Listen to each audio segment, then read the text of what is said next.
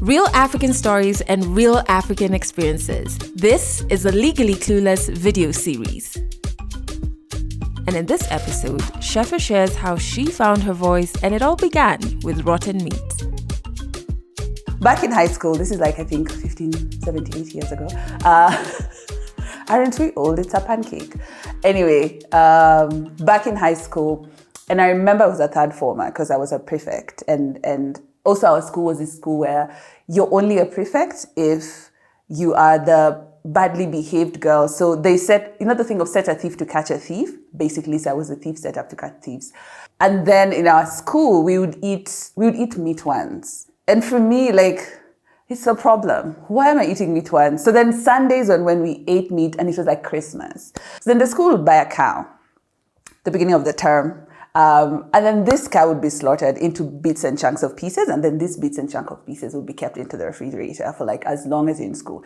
This is 3 months of meat in a refrigerator. At some point, it's going to go bad. At some point, it's going to taste like it's stale. At some point, it's going to not taste like the meat you know, right?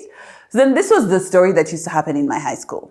So then we get this cow, it's slaughtered. Of course, we are happy. At some point in like 1 month towards 1 point something weeks there, the meat doesn't taste as great. And then because I have access to the kitchen, because I'm a prefect, so I go to the kitchen, and then one of the cooks is like, Scheaffer, because they were my friends.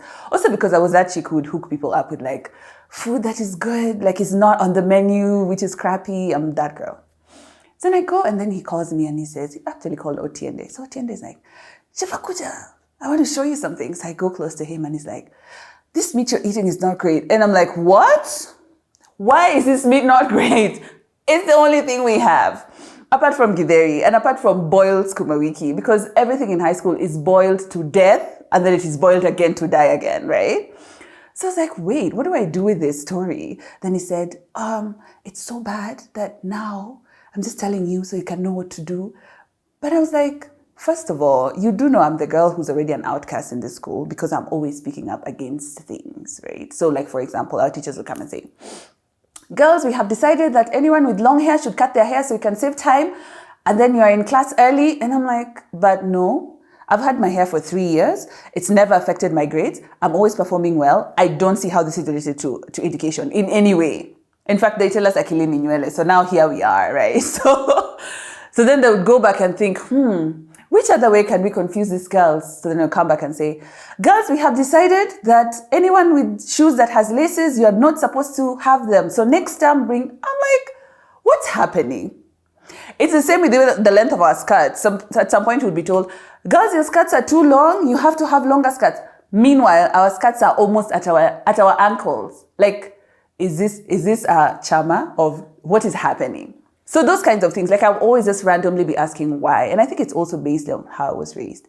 Then I'm told about this meat, and it's truly bad because he shows me like the cream, the one that you're supposed to get as like a third former, fourth former, because you have access to cream. And then he just, he takes this huge spoon, and then he scoops the soup, and then he pours it on a plate, and all I could see was this fat, chubby maggots that some have been boiled and they've kind of burst open and they're just part of the gravy now. And here we are with maggots. And I'm just like, what? This is what you meant when you said it's bad. And they said, yeah. So, usikule hii nyama. And I'm like, what am I going to eat now? Meat is the only thing I have and you're telling me it's bad. So then I think, okay, now that I'm a prefect, because I can't save everyone, let me just save my best friend, my deski. So I call my deski. And I'm like, Deski, there's a problem. So we go behind, like there was a rabbit hutch. That's where we used to hide, where if we've done anything, you've not done homework, you hide behind the rabbit hutch. You don't want to run because me, I was also lazy, had rabbit hutch. You have copied exams, rabbit hutch. Everywhere. So now even this meat problem, rabbit hutch. So we go and we hide there, and I'm like, Deski, every Sunday we won't be eating meat. And then she looks at me like, what do you mean? Did you say meat and not eating it every Sunday? What do we have? Clearly. Then I said, we have to figure out what we're going to eat. And then she's like, what do you mean the meat is bad? And I told her it's rotten. And then now, because Otiende showed me, I went to see it. And she's like, you saw maggots with your own eyes? Just to confirm, because it's really hard to detach yourself with the only thing you have in high school, right? And I told her, yeah. So now we just have to find alternatives. So alternatives was, we go to the cafeteria And then the lady at the cafeteria would smuggle in things like groundnuts. Also, groundnuts is illegal. Wow, oh my God. So she would smuggle things like groundnuts. She would smuggle, once in a while, she would make us chapels. And those chapels were so thin, thin, like if you carried it like this, you would see all the future. Like it's just there. So she's like, kama hamtakula nyama, then we can find other things, right? So she's giving us an alternative. And I said, great. Then she and I made peace with the fact that there's no meat for us from this Sunday. And then I tell her, we have to keep this amongst ourselves because clearly, like I know I've been told this to do something with it, but I don't know what to do with it. I'm also a student, right? Like this is not what I came to this school to solve. I didn't come to solve big school structural problems. I also came to just learn. She's like, no, I won't tell anyone, Scheaffer. The secret is safe with me. When someone tells you a secret is safe, it's not safe. It's going to come at you. So that evening, we didn't go to the dining hall. So then our table were like long tables, and we used to have like third formers, fourth formers, and a couple of our second formers that we liked, and our first formers who were being bullied, so they would sit with us so they don't get bullied. So we didn't go. Then, of course, in the evening, after everybody has eaten, they're like, oh, we didn't see you in the dining hall. And then we just pretended like, no, it's nothing, we're fine. We go about our day. We go about the whole week. My deski has gone into this evangelist of bad meat mode. So she's gone and told her friend, who's told another friend, and everybody's telling the other, don't tell anyone, but they're telling anyone. Don't tell anyone, but they're telling everyone. So then the next Sunday, the dining hall, so our table, the people who used to come for the meat, of course, are not coming for our Sunday meat. They're not coming, and nobody knows. And I didn't know because I was not coming from the previous Sunday. Then our table is less occupied than the following Sunday. Other people are like, actually, no. So the dining hall is growing emptier by the Sundays that are going by. And I'm like, I don't know anything. So all I'm seeing, which is peculiar, is that everybody's now cramping up at the cafeteria for all the illegal things that we were trying to eat to survive Sunday. So there's more groundnuts, there's more chapos, there's other kienyeji veggies that have just showed up. We don't know where they've come from. So like, what? Anyway, you move, right? This is high school. Like, why are you asking questions? It's basically like prison. Like, would you ask if someone is smoking something illegal in jail? No. You keep moving. You mind your damn business. So I'm minding my business. And then one Sunday, our principal is working and she's just walking around the school and just checking things. I didn't know she was working because she's been told the girls are not eating every Sunday. Something is happening, but nobody knows what's going on, right? Even I didn't know. Like I was the last person to know that there were no more students going to eat this meat. So it's like almost half the dining hall is empty. Does Scheaffer Okore know? Scheaffer Okore doesn't know. She's protecting herself. Who did she tell? Just her deski. It's only 2 people. So then she comes and she finds almost all the girls who now knew this story that I didn't know they knew at the cafeteria. And then she asks, what is happening? Why are you not eating? Why are you not in the... And then our matron comes and let me tell you, our matron, till today, sometimes when I have bad dreams, I know she's the one who's speaking in my bad dreams because of her voice. You know those people who just have the voices of God? You know that voice you hear even in movies where, God, you see a cloud and then you hear, children. That voice. So she comes and she says, girls! And everybody just freezes with their cameras and their contraband. Why are you not eating? And everybody just moved, created a path where they could point to me. And everybody just pointed and said, Scheaffer said the meat is bad. It was the first time I saw everyone united. With Scheaffer said, the meat is bad. Then I looked at all of them and I said, traitors, every one of you. In my heart, because I also couldn't speak. How are you talking and the matron is speaking? You die. God has come. So then we are just there. I'm looking at her. I'm looking at all these traitors. My desk is here. Short girl behind me, hiding. And just say, I just told one person. And I'm like, desk, you didn't tell one person. Like, you told the entire school. And then she said, but the meat is bad, Scheaffer. And I was like, yeah, we are right. So then she calls me and she asks me, who told you the meat is bad? And now I can't rat out Otiende because I lose my connections to the kitchen. These are also things you have to be aware of, right? So I'm like, I saw it. It's bad. Where did you see it? So then I just said, I saw it. It's bad. Is it not bad? So then I threw the question back. Is it not bad? Because what am I supposed to do at this point? Like I didn't prepare for when I'll be busted, when half of the school is not eating this meat. And then now our principal, who was just standing there silent, came and said, "You are organizing a strike. You're organizing a go-slow. The girls are striking because of you. Do you want to burn this school down? Will you be responsible if girls burn the school down?" All of these things she was telling me at this point were very strange, because for the first time I was like, is this how people burn schools? Because in my head I knew, yes, you know how you can say, we'll burn the school down, but then like the actualizing of that is very different from when it's theory, right? And when you're playing around with it, like, burn the country down. But then, okay, start burning it. Where do you start? So I didn't even know. So that, like, it was also getting into me like, wow, Scheaffer, girls are on a go-slow. This is what a go-slow looks like, where people are not doing the thing, you know, that they're supposed to be doing or they're expected to be doing. And they just refuse to do it gently, slowly, like gradually. So they are going slow at not... It was now just making sense. The idea of burning the school was so out of the world for me. I never knew it is possible. The idea of even organizing a strike didn't seem like something I could do as myself. Like, who even listened to me anyway? You know? All I knew was, I could say no, why, explain, but like people would actually listen to my reasons and not do a thing was very new. So that was the moment I felt so alone with all these girls, all of them with contraband. But then it was still me being asked the tough questions, right? And I remember us going to the kitchen with like my principal and the voice of God, my matron. And then she was just like, show us where the meat is bad, show us where the meat is bad. And then now, you know, they had to go and figure it out by themselves. Of course, this is just to intimidate me from, you can't say this publicly. You cannot possibly have so much power. You cannot organize girls like this in a Catholic school. How dare you? How dare you, first of all, try to even behave as if you have power, you know? And then show these other girls that they have their too little powers everywhere and then bring it together.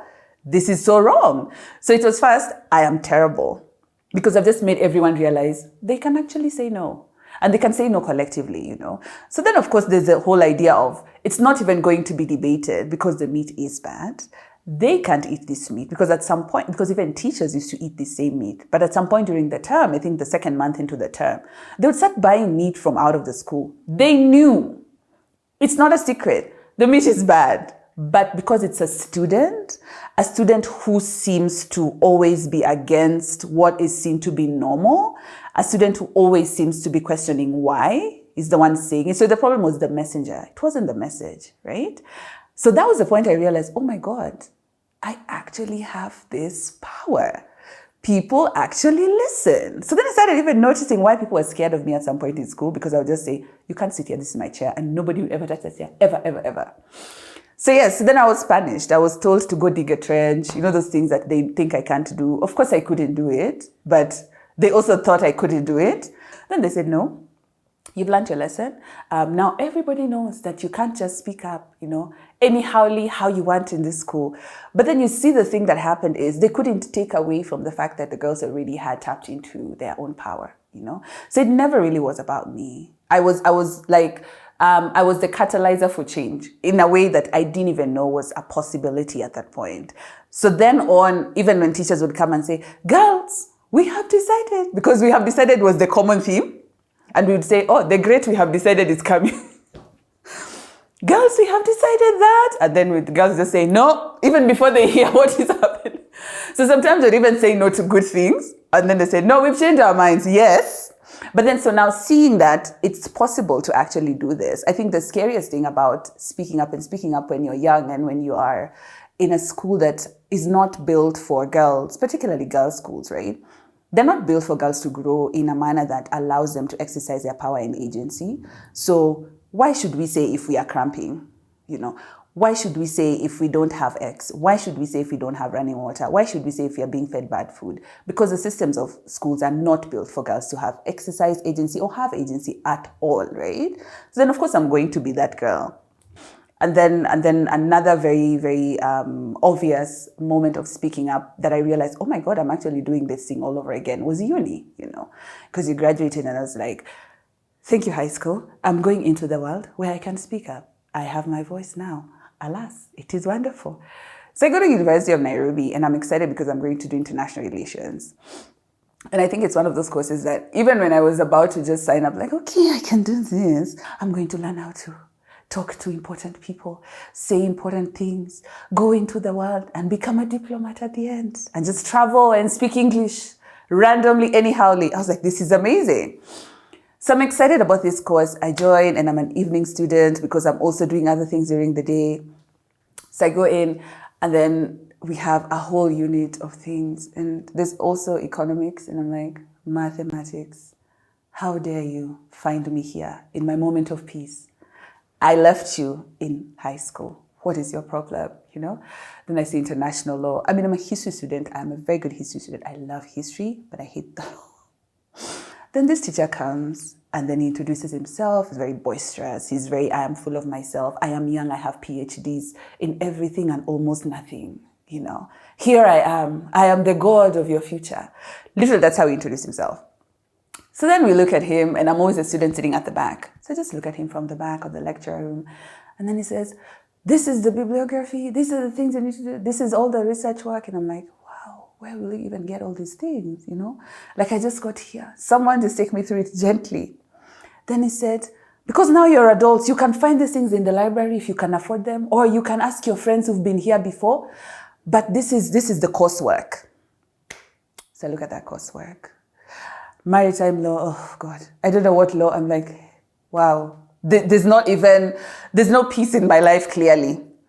Then he leaves, right? And then he says, next week's lesson, so we are hoping to see him again. So we sit in class and we look at each other because everybody's still new. We're just starting to know one another. Someone says, oh, I know this book. I know. So we're trying to figure out where do we get all these things, because I thought once we get a couple, not everything, a couple of these books, he's going to come back and say, okay, so lesson 1 is this, and then reference is here. Did we see this man again? Did he not disappear into the ether? We didn't see him. Nobody saw this man again until it was a day 2, our continuous assessment test. Then he shows up and says, tomorrow we have a test. And I was like, a test for what? Are we testing your absence? What is going on? Like literally, this exam is going to test us on what? You have never, he literally never taught. The only thing he wrote on the board was, welcome to international law, full stop. We never saw him. He came with an assessment test. We thought he was actually joking. You know how someone will just come and threaten you with, I'll come with the test. So he said, I know. You can come with the test. To us? Never. He came with a test. Written University of Nairobi, where you have to insert your registration, the official things. I'm like, what? I refused. I wrote my name, and then now I was just looking at people, and I know there are people who are actually writing, so I'm like, what are you people writing? Where did you get it from? You know? And then he came, he was so serious, he collected all these things, and then he left again. Nobody saw him. He didn't come back. He was waiting for us to suffer because we were truly suffering. He just disappeared. Then he shows up a week to now, the end of semester, and then he says, your results will be in the portal. So you kind of have to log in with your registration number, something. But then you go there and I think it's like Y. I think they give you like a Y or like an E or something, which means they've not been registered or uploaded or something. So I'm like, this test that tested us on nothing is actually not even here, but it's supposed to be part of cumulative end of semester. What's going on, right? And he said, if you didn't pass, you didn't pass. That's why maybe your results are not there. Maybe I'm ashamed to upload them. Let me tell you, there are no words because my face. And he was committed to bringing an end of semester exam now that is now going to test us on the coursework. Remember the coursework that was just there but also not? He was very committed. And then I was like, no, you're not going to test us on this coursework. First of all, you have not been teaching. Because everyone else in the class was like, yeah, we see that he's not, surely he doesn't come. You know, we're not imagining this, but nobody wants to talk about it. Same thing with the meat, right? Nobody will talk about it, but we know, like, the cook know, you know, the teachers knew that there was something wrong. I believe even the matron knew something was wrong, but they're just like, because nobody's saying anything, let's keep it as. So it's like, no, excuse me, sir. We cannot do an end of semester examination. You haven't taught us. Where is our continuous assessment results? What's happening with these things? Then he says, he can't be, who am I to question him? Do I know how long he's been teaching international law? in fact, didn't I just join this course last week? Am I not privileged to have him teach me? And I said, friend, have I not paid fees? Is it not my money that is paying you? And then everybody, we had a moment, you know that gif of where Puff Daddy is just staring onto this musician on the stage, and then the other guy staring back. We had a staring contest, like, is she trying me? And then I was like, is he trying me? We had that for like a good 3 minutes. And then I said, you know you can talk to the dean. If you feel disturbed, very disgruntled by my class and how I teach, talk to the dean. And I was like, friend, I actually will talk to the dean. Me who did not know who the dean was, me who does not even know where the dean sits. Is the dean a rumor? Is the dean even a human being? Are they an alien? You know?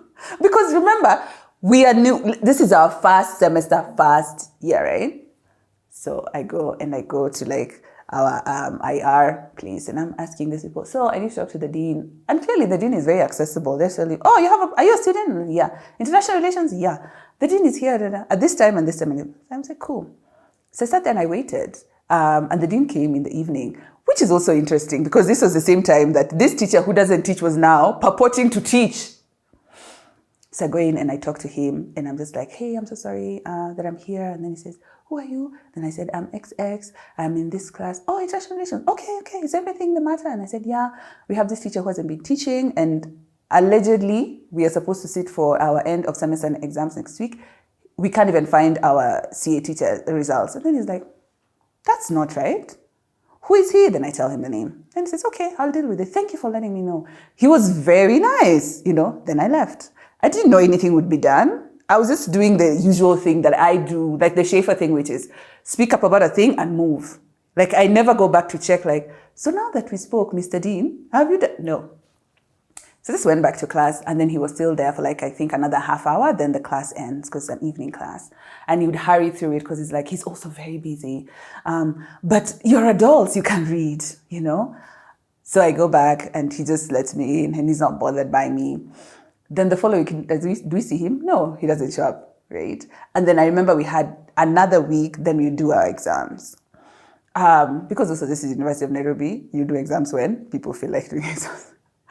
So he comes and then he looks upset. The books on the table and he spreads them out and he opens other books and he says, anyway, some of you are upset that I don't teach.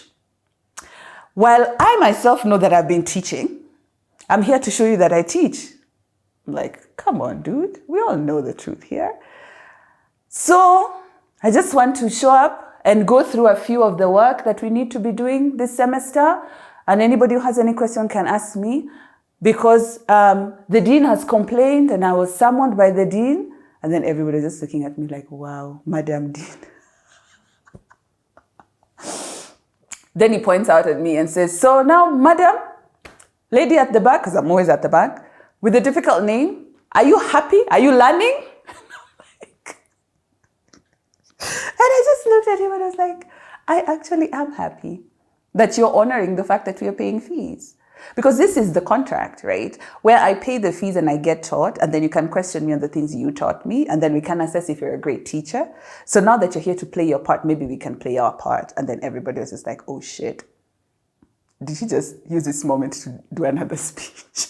I was like, yeah, I just did, He was so upset. He was so furious. But then he came, and then he taught.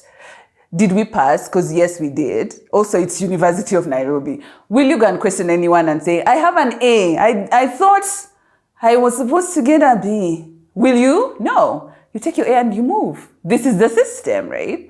So like knowing that you always have to, and because there's never going to be a time or like a moment in your life where you'll be told, speak up, please, this is the time. No. Like there are always moments like in everyday life, every day. If you're aware and if you're in tune and if you're conscious about how things work and how things move, you will always find moments where you find your voice is needed because there will always be gaps, right? Because the systems that we currently operate within were never created for any of us, like in any way. First, they were not just globally created for Black people. They were not globally created for women. They were not created for Black women. They were not created for young Black women. So like we can go to the tiers of how much gaps exist to the smallest level of they were not even created for Black children, you see. So then if you look at the world like that, then you'll start seeing gaps. So like for me, I was always seeing those gaps and wondering, oh my God, should it be me who's saying this thing? But I guess it is, because also the only thing I believe I have beyond everything else that I have is my voice, and realizing that voice needs to be used for what it's supposed to be used for, which is speaking up and saying the things that need to be said, whether they're received as condescending or, oh my God, she's just an angry Black woman, or feminist, oh my God, she hates men, oh Jesus, those things. But that is a way to kind of discredit the fact that you have a voice and put you in a box. So when someone calls you out on a thing that you've actually said, so for example, if you're a young girl, you're in high school or you're in primary school or you're in university or in your place of work or even in your own home, and then you speak up about a thing, and the only way that someone reacts to it is by saying, oh my God, feminist, oh my God. Instead of addressing the problem, then the problem is them. It's never really you. And those are the things that you start learning, because I would have felt some type of, oh my God, did I just call out my lecturer? He wanted to be called professor. So professor, in this manner. But the thing is, it's not how you're called out. It's what you're being called out for that matters, right? And it's always a way of people who feel guilty and are guilty of things to deflect, So because I'm a deeply privileged woman and I don't deny my privileges, I travel for my work. I get invited to fancy countries and meet fancy people and speak English the way I wanted to because of international relations, and say smart things that can help women. And because I deeply, deeply love women, and I feel that if we just loved more women, the world would be better. So because of my travels, I'm a pad holder. So my friends send me sanitary pads across the world, right? So there was a time I was in Geneva, and then I bought Always in Geneva, Always sanitary pads. And they were like the best pads. We're like, what is this? It's soft. Like you don't feel that you're going to burn your vagina out of your body.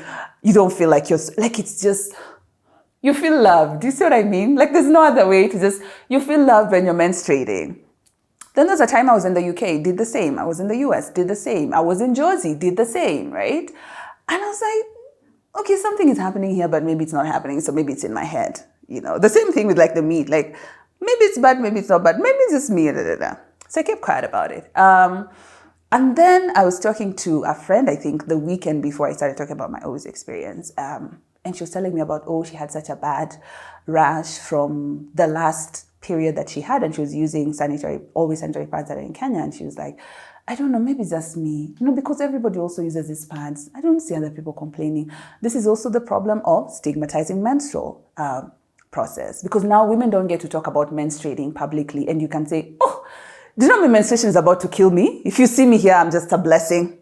So we can know that the process of women menstruating is like literally like the female body trying to kill the female, and that you survive every month. Like if people see you out of the tunnel of menstruating, they should just be like, amen, you're here, you made it.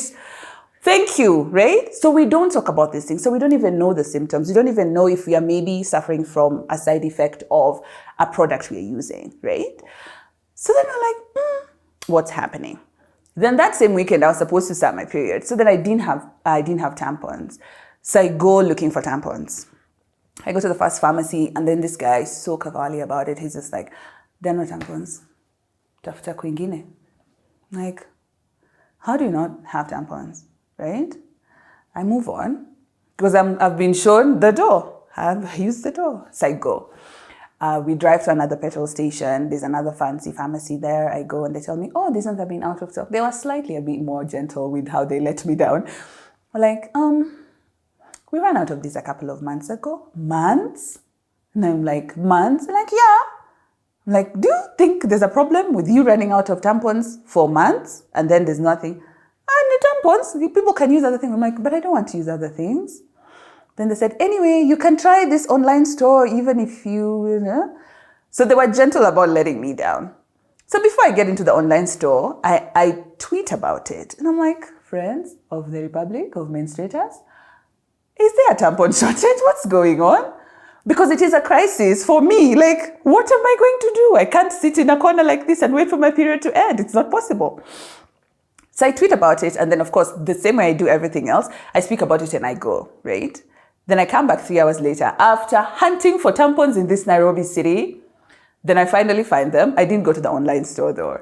So someone led me to another pharmacy, so I got it. Then I go back home and then I check my Twitter feed and it's blown up. And I'm like, oh, there are no tampons. This is a crisis.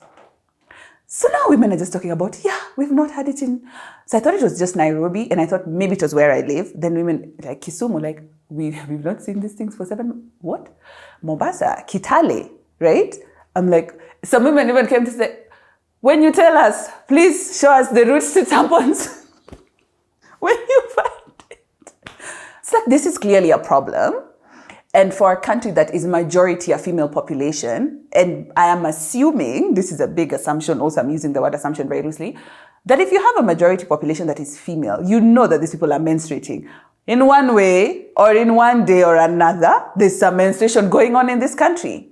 So then, why isn't anybody concerned, So we start talking about it, and then someone mentioned pads, and then it took me back to my friend's experience. And then I said, first we need to talk about women's experiences with low quality sanitary pads. And then people started mentioning Always. I didn't even touch Always, right?